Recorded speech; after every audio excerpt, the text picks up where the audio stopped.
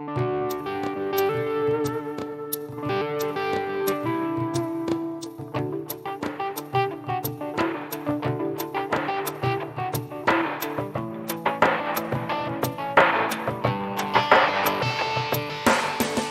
welcome back to Restless. My name is Father Joseph Gill, priest of the Diocese of Bridgeport, Connecticut, and you've joined Carmelena and Paul, the other Paul. This is Paul, who is Carmelina's significant other, and we're going to talk more about that today. But together, we young adults restlessly seek the face of Christ in today's crazy and mixed up world. But you know what's even crazier than this world? It's the fact that you guys just got married a couple months ago. I know. Has that sunk in yet? It has, actually. Oh, good. It really Very much has. so, yeah. I think so. It was not, I was just talking to my parents on the phone last night, and it wasn't as abrupt of a transition, at least at this point, than I thought it would be. Because, yeah, we've had to move our things into our new place, but I've moved so much over the years that was pretty much normal. And then when we were dating, we just had, I can only speak for myself, but I'm sure Paul felt the same way, this deep longing for marriage and to be together all the time. That when we were finally married and able to live together, it was like, oh, that stressor's gone and you're just here. And now we can actually be My vocation, together. check. Right. Yeah. It was finished. just very peaceful. And it's very strange kind of how smooth that has been. Wow. It's not that marriage hasn't had its trials, but as far as that transition, like. Well, I think that's a sign you guys great. were meant to be together. Yeah. You discerned well. I guess so. God has been good. Very, very clear too. I mean, that was a huge grace, I think, for both of us at how easy it was and how it was just God within both of us. At the same time, it was like, okay, one more step forward as we went through the dating and engagement process and marriage prep. Yeah. Yeah, so today's topic is going to be about engagement because, Carmelina and Paul were engaged not too long ago, right before their marriage. And which, it's sad to say that both engagement and marriage is such a countercultural idea in today's world. You think like marriage is most people's vocation, but most young adults don't bother with that anymore, unless you're really serious about being Catholic or, right. Really making this a solemn commitment. So let's just hear your story about, first of all, how did you guys meet each other and how long did you date before getting engaged? And go for it, Paul. Okay, sure. Well, first to address the first thing you were talking about, certainly marriage is under fire and is under attack in our culture. And I think one of the better examples of how to combat this are the writings of Pope Leo XIII and Pope Pius XI on marriage. That's interesting. You wouldn't go straight to John Paul II. Well, that was the third one I was going to say. Okay. But the signs of it being under attack are even, I think, even better explained in the first two. And they were writing long ago. And Yeah, Leo XIII was 1890s. Right. What did he write that I'm actually not familiar with? Leo XIII was Casti Connubii. Was that him? Okay, I wasn't sure if that was... Maybe that was the... I think that's the Pius XII. The 11th. 11th. Yeah, Pius XI. The other one is, I forget the name of the encyclical, but it has a lot to do with marriage. Okay. I didn't know Leo Yeah, wrote it's one. very good. So the question was... Oh, where'd you guys meet? So we met in the best place you can possibly meet to find a significant other, in my opinion. I think most people, although everyone's desires are slightly different, most people want to be with someone who's honest, who's loyal, who's charitable. Where do you find those people? Same for friendships or marriage. You usually find those people at church. So that's where we met. Did you really? In short. Was it at a mass or something? Or? St. John's. So I had just begun my internship and I was new to Stanford, didn't know anybody. And I thought, okay, well, the church is a great place to meet people. And so I brought actually my coworker who I found out was Catholic, and they were doing at St. John's a wine tasting event, a charity event. And then all of the young adults afterwards went to Bobby V's across the street, the local bar, just to hang out and kind of meet each other. For those who are not from Stanford, Bobby V's is actually owned by Bobby Valentine, who was a manager of the Mets, yes, I think, and Red Sox too, maybe. I don't know. Maybe just the Mets. Mets, definitely. Not sure about Red Sox, but yeah, that's where we met. That's cool. Yeah. Mm-hmm. For about 4 or 5 years ago. About. But you guys didn't start dating immediately. No, at the time No. neither of us were looking for a significant other or interested in each other. But we became friends. Once a point came, I don't think either of us even considered it at all until a point came when we were both single. Were you dating at that time, When? Paul? What- When you met Carmelena? I don't remember. You weren't. I don't. Okay. I guess not. He was Carmelina not remembers. exclusively, but I don't think I you don't were exclusively seeing anybody. Okay. No, I don't think I was. I don't know. Anyway. So I'm guessing it was not love at first sight then, because you No. guys didn't. No. I mean, It was the opposite actually, because I You thought he was ugly? No, No, I'm just kidding. I actually thought he was much younger than he was. So Paul's like 7 years older than I am, and I Wait, thought, really? yeah, Okay, and I'm actually shocked he because looks Paul very looks. young. Looking at him right now, I think Paul. I would guess 25 max. very. How old generous are you, of Paul? I don't even know. quite a bit older than that. You age well. Thank you very much. Yes, he does. So I thought, especially when he's clean shaven, and I was also discerning religious life at the time very seriously, to the point where I was basically giving God at least a year. Formally, I said, Lord, like, I'll give you this time for a year, because I even know that if I find the perfect husband, I trust you that we would still get married, even if it's during this time period when I'm just not dating, because this time is for you.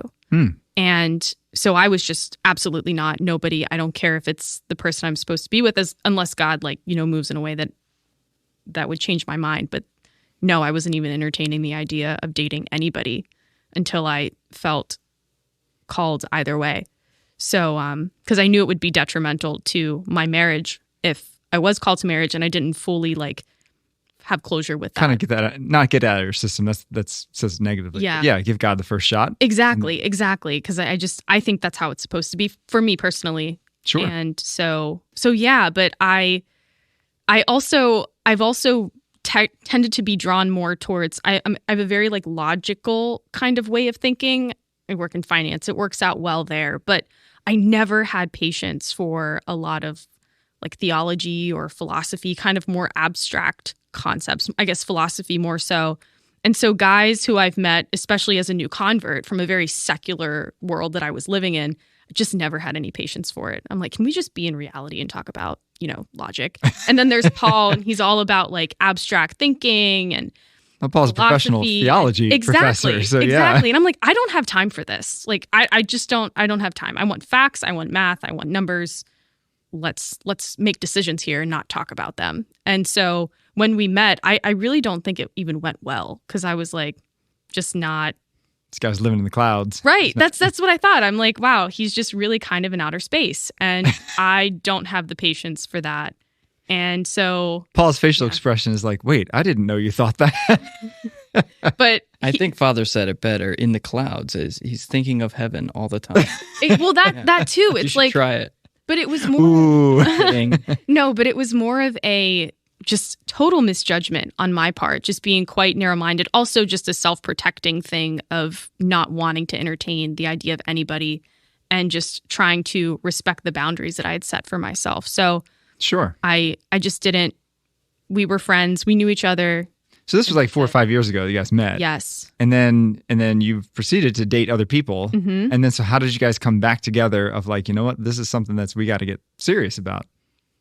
Yeah. Do you want to? Sure. I think we were hanging out with the same friend group a lot, and I was just excited to be her friend. I just thought she was a cool person to hang out with. And then at some point it dawned on me oh, that's what's going on here. And then it just clicked, it just kind of came out of nowhere. And I think it sort of blindsided both of us.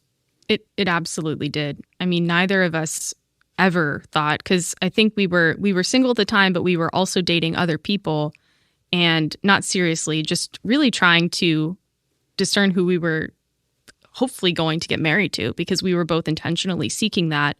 And I think what happened is we just started seeing each other at different young adult events, and totally as friends, we just started talking. And, enough of those times had happened where it kind of dawned on us like, oh, wow, you're really cool. And then I know for me personally, the other people that I was dating, I started to compare them to Paul. And I thought, that's really bad. No, it can't be. It just can't. It can't. I can't compare how awesome of a person just because I know him so well. It just can't be him. It can't. It can't possibly be him. And I distinctly remember going on a date with someone that I thought I would really like. And I went to the restroom and I was having like a conversation with myself in the mirror, like, stop comparing him to Paul. Like, give him a fair shot. But really, Paul just he just blew me away. I mean, it was so, once I think we both kind of realized, or at least I realized that, I thought, wow, like, he's incredible. He's just an amazing guy. And just the more I got to know him, the more I found out, the more we had in common, the more I was like, wow, like, this whole philosophical, theological brain that he has actually works really well with mine. And I love the balance. And I love the balance that we both had, yet we were so aligned on core things. We were aligned on experiences that we've had, and it just flourished. Like, we couldn't stop seeing each other. We couldn't stop like talking, and it was just endless, and it was joyful and easy and fun, and just, yeah. So if I can ask a rather personal question, and feel free to not answer this if you don't want to, but I think people that are discerning marriage would want to know the question of, at what point did physical attraction come into that? Because everything you're saying is that, they had a great personality, and definitely both Paul and Carmelena have great personalities, but I know lots of people with great personalities I'm not called to marry. So where and when did you suddenly wake up and be like, whoa, actually, she's actually really good looking, or she's really attractive? Or was that always there and just kind of like latent? And for me, it wasn't always there, because for me, I've always looked beyond just physical attraction, because the faith and intellect is so important to me. And so I could see like Brunner was, a handsome man, but I don't even think it ever dawned on me like, yeah, I could definitely date him. Absolutely not. Like, that was totally not, just because we were friends and in different stages of life and, X, Y, Z. So I think for me, this sounds... XYZ? Are you... Sorry. Are you British? It's in finance. Okay. I say that in finance. I'm picking up things too fast there. Oh, no. Anyway, sorry. But we got to detrain you from all that. Yeah, but so I'm definitely attracted more to like intellect first, and, do we connect on a personal level? Just because being I think for me as a woman, being in the secular universe, right? I went to a public school growing up. I went to public university, very state school, secular.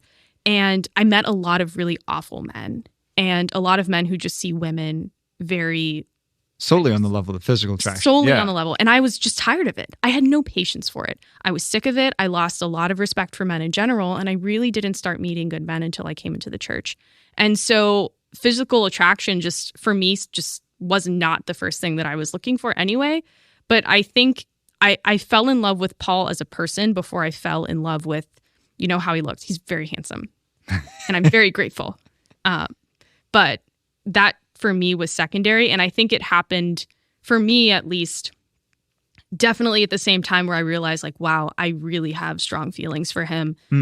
And it's because of everything about him, not just because he's so handsome. I mean, that really should be the goal. It is, to love the whole person, Mm-hmm. not just obviously good looks, because good looks will fade in time, although Paul's showing quite the opposite, that he's going to look great till he's 90. But it's very strange. He ages very well.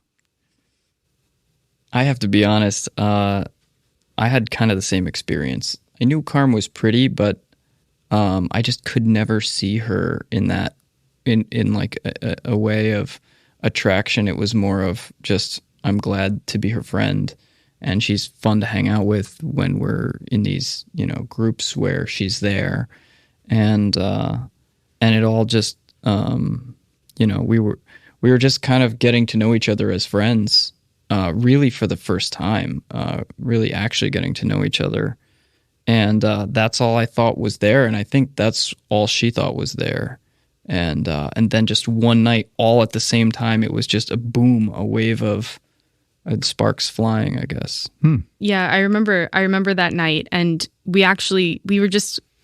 went outside, and I was in literally sweatpants. I had my hat on. I think I looked terrible, and we just talked for hours. And we had been dating for a bit at that point, and that's definitely the night that it hit for me. I was like, wow, we really have some sort of connection here. And now I'm kicking myself because I told myself that I wasn't going to catch feelings because I never thought I would be with Paul Brenner. And yeah, same thing. And I was like, oh no, something's here, and neither of us can deny it. And that's when kind of the physical attraction for me had followed. Yeah, that was part of, I think, understanding it in this discernment of trying to figure out what God's will was because I think both of us, our intellect was kind of like, no, like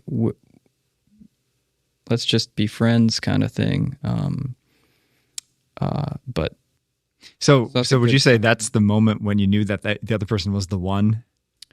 No. Okay, so that was just the first moment when we were like, oh, this is more than a friendship. Yeah. Oh, okay. Yes. So when did you know, like, this is what God wants, like this person? So for me, it was a little bit dramatic, where I realized I called it, I caught feelings, and I did. I was very attracted to him. I thought, wow, I cannot believe this incredible guy exists.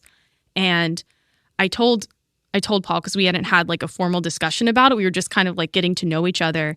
And I was going to visit my parents for 10 days, I think it was. So a pretty long time away from Stanford. And he was kind enough to drop me off at the airport. And I basically told him, I said, hey, you and I really need to sit down and spend some time. I think this is a great time. I'm leaving to go to adoration and just pray for God's will fervently, because we really need to intentionally do that. And then I left. And he said, okay, I totally agree with you. And I thought, wow, I don't think I'm going to hear from him forever, because I fully expected him to just, if he called me back, it wouldn't be for a few months and have been like, that was really nice. It's been great to get to know you. But, I think we should kind of move on, because I had a feeling, he was discerning other people and there's a lot of options. And I was like, okay, well, probably not me. And that's okay too. And I accept that, because that's just the nature of dating. Right. And being you can't take people. it personally. It's just. Exactly. Like, and the last thing anybody should want is being married to the wrong person. Like, if it's not God ordained very clearly, then, I think some people have varying levels of clarity there, but I really wanted it to be evident from God. And that meant a lot to me, especially with everything I went through discerning religious life. I was like, God, you will never be outbeat in generosity. Please, I just beg for your mercy here, and just make it clear, especially for Paul as the man, the leader. And because I would likely say yes if he asked me to exclusively date. So it was that period, and you kind of just had more peace and clarity about that. That you kind of, this could be the one when he pursued you after a 10-day trip. I think that, what you just described was like the point when you knew it was an exclusive or heading towards an exclusive thing. But I think what Father's asking is, when you knew they were the person you're called to marry, when did you know that? Well, let me ask you that question, Paul. When did you know that? Because you're the one that popped the question. Yeah, it was a gradual thing. And honestly, I think it comes with the same exact formula in discerning any big decision. You do your due diligence, you try to get to know the person, but there are 5 things that I think kind of need to be in line to discern properly, and they're praying every day, receiving the sacraments frequently, growing in virtue, or striving to grow in virtue, having a good community around you, and what was the 5th one? Is it spiritual reading? Yes, spiritual reading. Thank you, Carm. Those are pretty good pillars for a good Catholic life. If you're doing those, I don't think God is going to let you miss your vocation, and it won't come a day too late. And it's very difficult to be patient, since many of us have this drive for romantic love from a very young age. So it's really hard to be patient. And then it's literally just being on your knees in adoration as much as possible. Yeah. I think we both were had the same mindset of like, if we are doing those things and we are still feeling this peace about it, then let's just keep taking a step forward. And we took one step forward, and our prayer, our whole engagement, and even dating too, it was, God, if this is not your will, please crush it. Mm-hmm. And in spite of how painful that would have been, if he did, we would have been at peace about it, because that's in God's will is our peace. God's will, as Dante exactly. said, yeah. So that's what we tried to put first through the whole process was, God, if this isn't your will, then please crush it. But if it is, then he just kept one step forward, one step forward, one step forward. So there was an incredible amount of clarity and peace, and we took advice from St. Ignatius on, going with our peace, especially in prayer. And it was, I think what made it so easy was because from the beginning, neither of us were really interested in each other. So we were completely transparently ourselves. And then when it all kind of hit, like, oh, there's something here, and we started to see it in a different light, we were still just being totally transparently ourselves. And I think a lot of times when people start to see someone, especially if they just met them, they kind of put on their best self for the first several meetings. And that's very there true. was none of that. So it was really clear because we knew each other. Because of that, sweatpants. Right? I was wearing clothes from college, literally. It was just, this is me. This is right, exactly. And it was one of the best, most fun nights, and we just talked for hours. Yeah, and I think one of the beautiful things about Paul and us kind of being exclusive too, we're both very blunt. We don't really beat around the bush a lot. We like to be clear, especially with vocations and potential marriage. And we knew that neither of us had any intent of trying to protect ourselves. Like, we knew what we were getting into with the dating process. We knew that there's hurt involved if it doesn't work out, and we accept that in pursuit of the higher vocation and what God's will is for our life, to be saints. And the beautiful thing about Paul is that when he finally discerned that he wanted us to be exclusive, he called me and just really laid everything out, which I, as a transparent, straightforward person, appreciated. And he basically said, hey, I've been in adoration. I have been praying about this fervently, and I've never been more clear about something. And I'd like to exclusively date you, which means that I only date exclusively in pursuit of marriage. And anything you're thinking, anything you're feeling, anything you're experiencing, I want everything on the table so that we can give it our best shot, and then know that even if it doesn't work out, we did the best that we could and it just wasn't God's will. And we both accepted that at the risk of a potential friendship. But that's great terms. Mm-hmm. Honesty and transparency, I think, is critical. Absolutely. Yeah. Absolutely. So let's talk about the engagement process itself, because for a couple of reasons. One is that I know that when you're planning a wedding, there's a whole lot of details. You got to, just get a caterer and a hall and music and this and that and this, So how were you able to keep your peace, keep your eyes on Christ, keep your eyes on kind of the bigger picture while you were doing all this marriage prep stuff? Especially because you got married out in Pittsburgh. So you guys weren't even local. Did you get married in Pittsburgh? No, you didn't. I'm sorry. That was Matt Speranza that got married in Pittsburgh. Yes, that was Matt. But you're from Pittsburgh. I'm from Pittsburgh. That's why I was confused. Yes. We had two... You had two weddings? Not really, no. We had the wedding allowed? here in Stamford, and then we had a reception here, and then another reception in Pittsburgh for my family. So you did have another thing in Pittsburgh to plan. We did. Well, I didn't. My parents planned all of that. I planned everything that's good. in Connecticut, though. That's good. Huge relief. But... So, I mean, was that a distraction for you in like keeping your peace? Because you guys between your engagement and your marriage, how many months? It was pretty short. 6 to the day. 6 months, yeah. So that's a lot to cram. It was tough. We didn't want to do it.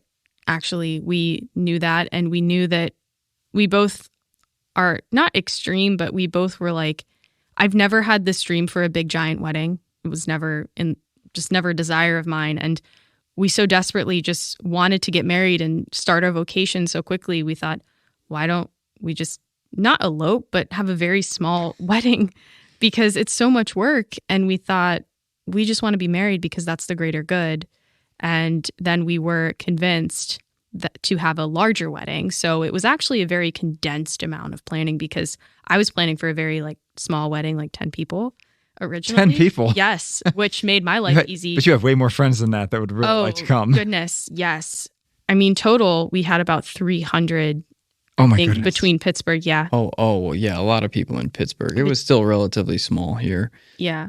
But it was, it still required all of the same sort of planning as a quote unquote large or normal wedding. Yeah. So to answer your question, it was very difficult because I planning that amount of stuff in that time, and plus I transitioned jobs to a much more difficult job with a. Oh, in the middle of that whole process? Yes, oh my in goodness. the middle of the process with a quite large scope that I had no experience prior going into. So it was just a lot, and I don't have family around here, so it was a lot of me kind of planning and using people as I could, and thank God we had people come in and step up and help, but it was a lot. And well, I know your maid of honor was Lauren. Yes, and she did an amazing job. She shared with me a lot of stuff that she did. She did an amazing job. She really did. And I had another friend come up from North Carolina for almost a week too, who helped. And it was just, praise God for those people who were so generous with their time and everything. So that definitely helped. I'm still kind of cringing at the burden that it placed on people just because that's not what I wanted, but it happened and we had an amazing time and we loved it. And how did we keep God first? Back to your question. It was actually very difficult and it was terribly chaotic and there was a lot of stuff to be done, even though we kept it as simple as possible. But there was one moment in particular that Paul and I both shared at the actual Mass. And, we were trying to receive the sacraments regularly, but it was just really, really hard and chaotic. And we did the traditional Latin Mass.